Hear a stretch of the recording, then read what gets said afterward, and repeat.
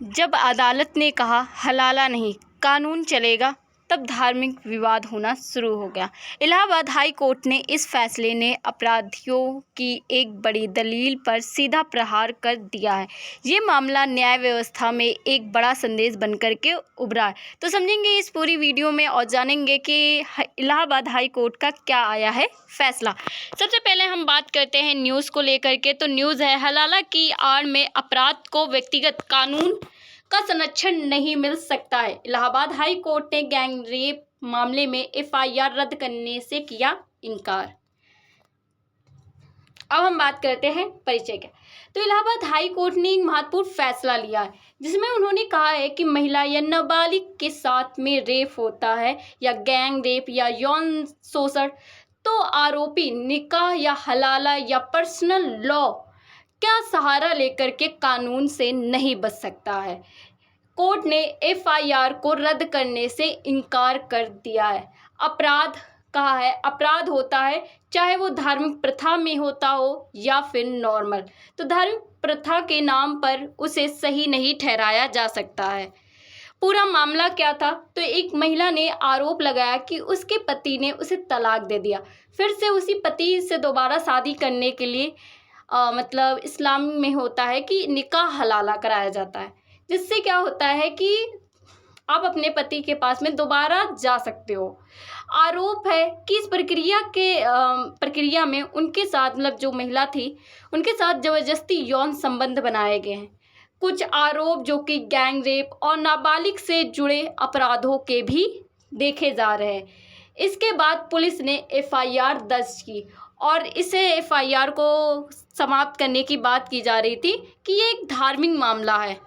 वहीं पर आरोपियों ने कोर्ट में क्या कहा, तो आरोपियों ने कोर्ट में कहा है कि यह सब निकाह हलाला मतलब एक धार्मिक प्रक्रिया के तहत हुआ है, इसलिए इसे अपराध नहीं माना जाएगा। एफआईआर रद्द कर दी जाए, ऐसा भी उनके द्वारा कहा गया है। वहीं पर हाई कोर्ट ने क्या कहा, तो कोर्ट की मुख्य बातें थी। कोर्ट ने कानून को सबसे ऊपर रखा। कोर्ट ने कहा यदि कोई काम भारतीय कानून के अनुसार अपराध माना जाता है तो वो अपराध है, चाहे उसमें धार्मिक प्रथा भी आ जाती हो।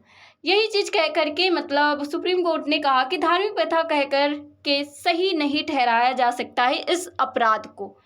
यानी रेप अपराध होता है, गैंग रेप भी अपराध ही होता है और नाबालिग के साथ यौन संबंध भी बनाना अपराध ही माना जाएगा, चाहे वो धार्मिक नीतियों से ही जुड़ा क्यों ना हो।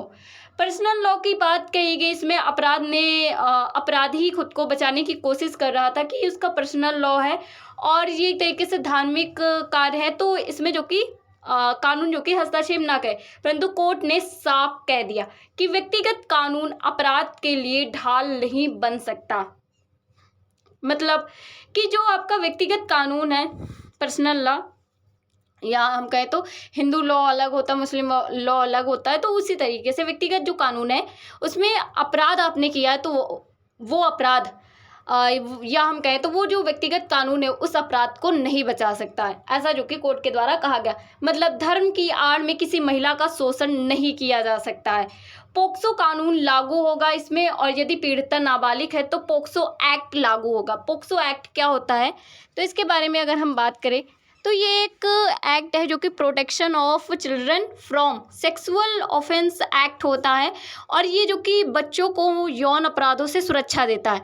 14 नवंबर 2012 को इस एक्ट को मतलब लाया गया था और 18 से कम की आयु की जो बच्चे हैं उनके लिए, उनकी सुरक्षा के लिए इसे लाया गया था। तो अगर हम इसमें बात करें तो ये बच्चों की सुरक्षा के लिए विशेष कानून है। कोर्ट ने कहा है कि कोई भी धार्मिक प्रथा पोक्सो एक्ट से ऊपर नहीं हो सकती है। वहीं पर आगे हम इस मामले की बात करें तो निकाह हलाला क्या होता है, इसके बारे में हम बात करें तो कुछ इस्लामी मान्यताओं के अनुसार क्या होता है कि यदि पति पत्नी को अंतिम तलाक दे देता है तो महिला अगर उसी पति के साथ में दोबारा शादी करना चाहती है तो उसे दूसरे पुरुष से वास्तविक विवाह करना होगा। मतलब ये है कि मान लो कि एक महिला है, वो अपने मतलब पति से मतलब रिश्ता ख़त्म हो जाता है या पति उससे रिश्ता ख़त्म कर लेता है, परंतु वो महिला फिर से उसी के साथ में रहना चाहती है और किसी कारणवश वो पति भी, उससे भी लगता है कि ये गलत था तो वो रहना चाहता है, तो उससे पहले महिला को क्या करना होगा कि एक पराये पुरुष से जो कि शादी करनी होगी और वास्तविक विवाह होगा। और यदि वह विवाह स्वाभाविक रूप से वो ख़त्म कर देगा, फिर उसके बाद में पहले पति से दोबारा निकाह वो कर सकती है। आम भाषा में इसे हलाला भी कहा जाता है। वहीं पर विवाद क्यों होता है? तो विवाद तब होता है जब पहले से योजना बनाकर ऐसा किया जाए। मतलब ये है कि बहुत सारे लोग ऐसे होते हैं कि क्या करते हैं कि पहले डिवोर्स देंगे, फिर उसके बाद में महिला का शोषण करेंगे। तो बहुत लोग ना एक तरीके से योजना बनाते हैं कि उस महिला के साथ ऐसा किया जाए। तो विवाद तब ये होता है जब पहले ये योजना बनाई जाए कि उस महिला को प्रताड़ित किया जाएगा। केवल दोबारा पहले पति से शादी करने के लिए महिला को दूसरे पुरुष से संबंध बनाने के लिए मजबूर भी किया जाता है। महिला अधिकार समूह इसे शोषण, दबाव और महिलाओं के गरिमा के खिलाफ भी मानते हैं कि ये चीज़ नहीं होनी चाहिए। सभी पक्षों से समझिए तो अगर हम बात करें सबसे पहले तो महिला अधिकार समूह की राय है। महिला संगठनों का कहना है कि मुख्य जो कि दलीलें उनकी जो कि महिला अधिकार समूहों की हैं कि कई मामलों में महिला की सहमति असली नहीं होती है, उनके साथ ज़बरदस्ती किया जाता है, उनका कहना है। वहीं हलाला का गलत इस्तेमाल भी किया जाता है। यदि महिलाओं की गरिमा के ये खिलाफ है, मतलब एक तरीके से इनका कहना है कि जो हलाला है ये महिलाओं की गरिमा, जो उनकी डिग्निटी है, इसके खिलाफ माना जाता है। इससे क्या होता है, वो मानसिक तौर से, शारीरिक तौर से उनका शोषण होता है इससे। वहीं पर संविधान में भी कहा गया है कि आर्टिकल 14 में समानता का अधिकार, हर एक महिला पुरुष सबको समानता से जीने का अधिकार दिया गया है। वहीं आर्टिकल 21 में भी कहा गया है कि गरिमा और जीवन का अधिकार मिला है। हर एक व्यक्ति को उसकी डिग्निटी, मतलब एक तरीके से उसे मतलब स्वतंत्र जीना, उसकी मतलब अपमान ना होना, ये सारी चीज़ें गरिमापूर्ण जो कि जीवन जीना, ये सारी चीज़ें इसमें आती है। तो एक महिला जो अधिकार समूह है उनका कहना है कि हर एक महिला को समानता से जीने का अधिकार है। वहीं पर दूसरी ओर गरिमापूर्ण जो कि जीवन का अधिकार देता है संविधान। वहीं पर धार्मिक संगठनों की राय की बात करें तो कुछ मुस्लिम धार्मिक संगठनों का कहना है कि उनकी मुख्य दलीलें, मतलब ये है कि असली इस्लाम महिलाओं के सम्मान की बात कहता है। कुछ लोग कहते हैं कि हाँ, असली जो इस्लाम है वो महिलाओं के सम्मान की बात करता है, ऐसा कुछ भी नहीं है। वहीं प्लान बनाकर हलाला इस्लाम में भी गलत माना जाता है।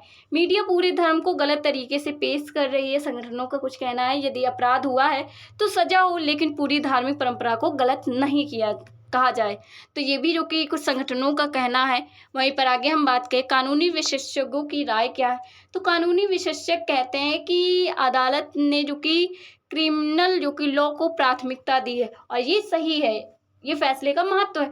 महिलाओं और बच्चों की सुरक्षा को महत्व दिया जाना भी चाहिए। वहीं धार्मिक स्वतंत्रता और कानून के बीच सीमा स्पष्ट होनी चाहिए। कुछ कानून हैं और कुछ धार्मिक स्वतंत्रताएं भी दी गई हैं, परंतु अगर धर्म में कुछ ऐसा होता है तो कानून उसमें हस्तक्षेप जरूर करेगा। लेकिन यह भी कहते हैं कि अभी अंतिम फैसला ऐसा नहीं हुआ है और सिर्फ FIR रद्द नहीं की गई है। मतलब एक तरीके से अभी अंतिम फैसला नहीं आया है और FIR भी रद्द नहीं की गई है। वहीं असली दोष तो ट्रायल में होगा, जो इसकी पूरी तरीके से जांच पड़ताल की जाएगी। वहीं संविधान बनाम जो कि पर्सनल लॉ की बात करें तो भारत में दो बातें साथ चलती है। एक धार्मिक स्वतंत्रता जो कि आर्टिकल 25 में दी गई है कि हर एक व्यक्ति को धर्म मानने का स्वतंत्रता है। वहीं मौलिक अधिकार में है कि समानता, गरिमापूर्ण जीवन, सबको सुरक्षा, महिलाओं और बच्चों के अधिकार, ये भी बहुत ज़्यादा महत्वपूर्ण है। जब दोनों के बीच में टकराव होता है और दोनों में से एक को चूज करना होता है तो अदालत हमेशा ही मानव अधिकार, सुरक्षा और क्रिमिनल जो कि लॉ को प्राथमिकता देती है।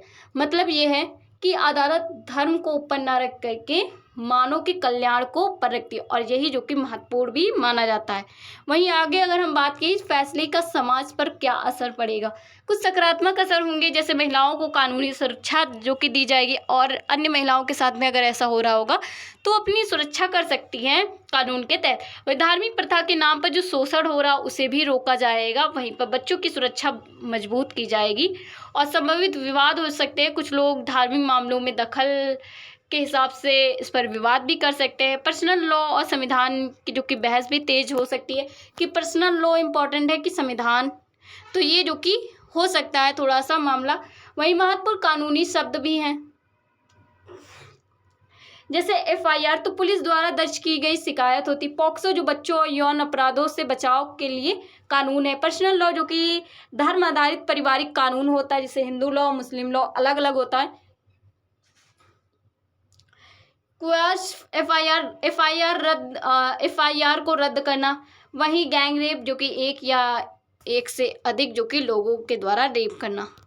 निष्कर्ष की बात करें तो इलाहाबाद हाई कोर्ट ने यह स्पष्ट किया है कि धर्म या व्यक्तिगत कानून के नाम पर किसी भी अपराध को छिपाया नहीं जा सकता है। मतलब ये है कि धर्म या व्यक्तिगत कानून के तौर पर आप अपराध को नहीं छुपा सकते हो। अपराध जो कि अपराध है और वो धर्म और व्यक्तिगत कानून से ऊपर माना जाएगा।